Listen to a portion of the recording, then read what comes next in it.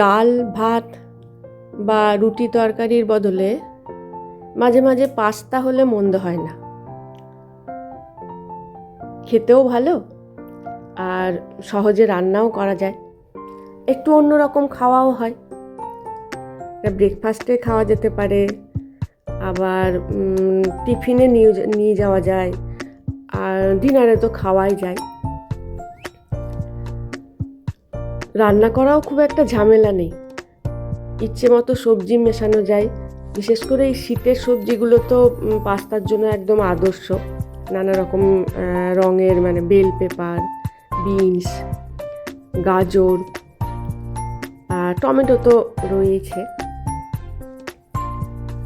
সমস্তগুলো একসঙ্গে রান্না করে একটু মশলা দিয়ে, মশলা কখনো কখনো পাস্তার প্যাকেটেও থাকে, বা বাড়িতে সস টস ইউজ করে একটু ভিনিগার ইউজ করেও করা যায়।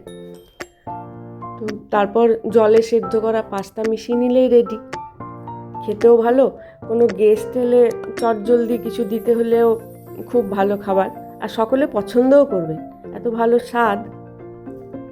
আমার অবশ্য নুডলস খেতেও ভালো লাগে, তো আজকাল দেখি সবাই পাস্তাটাই পছন্দ করছে।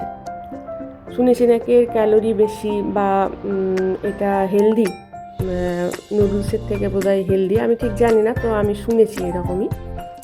তো যাই হোক, মাঝে মাঝে পাস্তা করে খেতে ভালোই লাগে।